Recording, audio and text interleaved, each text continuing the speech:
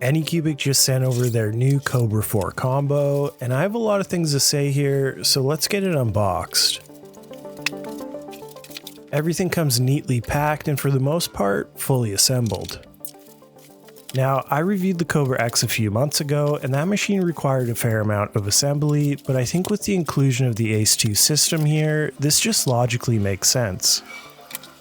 Of course, we have a handful of brackets and a few adhesive strips to remove that kept everything secure during shipping.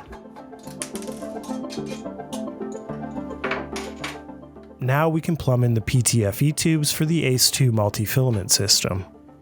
This is my first run-in with the Ace 2 system from Anycubic, and there's some cool tech in here.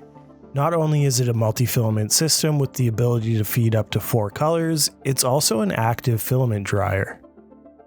Capable of drying filaments up to a max temp of 65 degrees Celsius.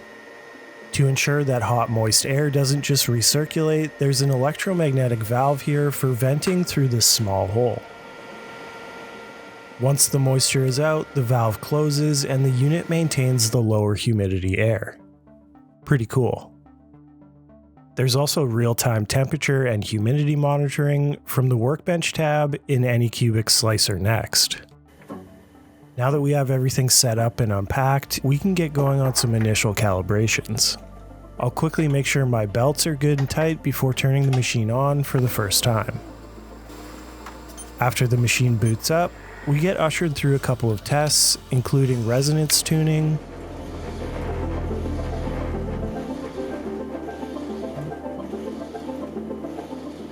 noise tuning,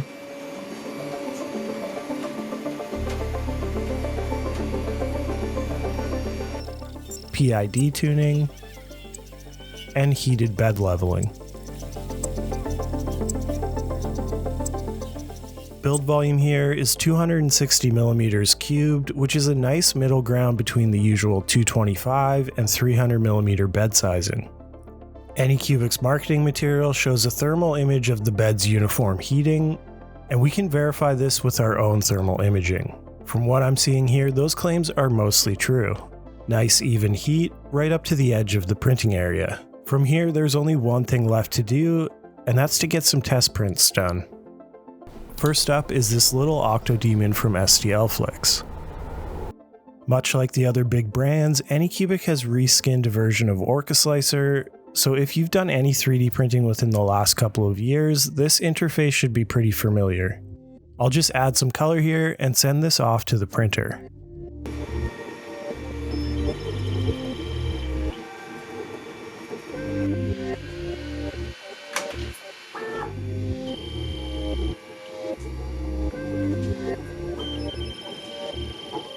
There's a built-in webcam on the right side of the X gantry with an LED to illuminate your print.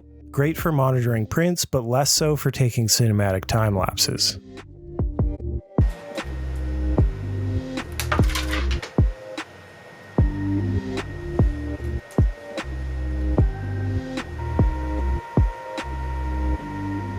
The finished print looks great, no color bleed, and all the small details showed up, but here's the waste produced for this small print. Next, I printed this little pen holder from user MadPower on MakerWorld. This was a quick 2-hour print, and I didn't technically need to use multi-material for this, but it only needed tool changes for the first handful of layers. I also should have added some support here for the top teeth, but I think he looks great regardless. Moving on, I printed this alien plant pot from user Cubistan Lab on MakerWorld. This one really shows off the finish quality this machine can achieve with this nice matte purple PLA.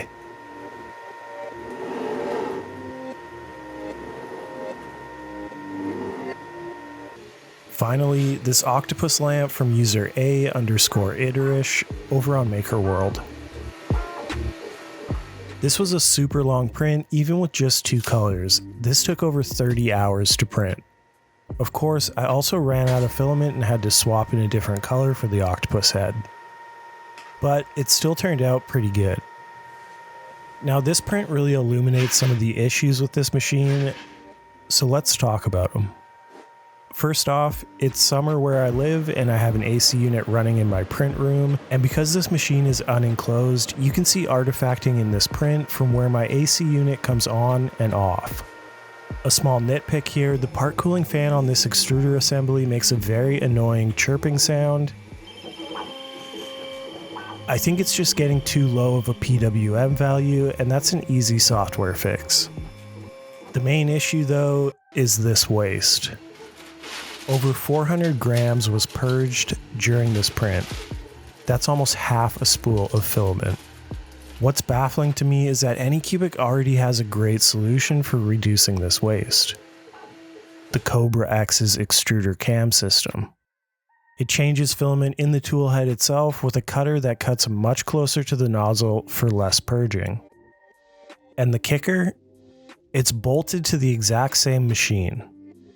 As far as I can tell, the Kobra X and Kobra 4 use the same 3D printer kinematics, just a different print head. Now, I'm not saying this extruder is bad. It performs well with single colors and it's fast, but filament swapping is painfully slow, and the amount of purged material is a real deal breaker. If you're looking for a single material printer for materials that don't need an enclosure, then this is a great budget option at only $279 for the machine only. But the Kobra X is literally the same cost and prints 4 materials more efficiently right out of the box, and 7 colors when paired with the Ace 2 Pro filament system. I'm not sure why Anycubic has released this machine. It seems like a step in the wrong direction, but let me know what you think in the comments down below. I have a full review of the Kobra X, so go check out that video, and as always, thanks for watching and happy printing.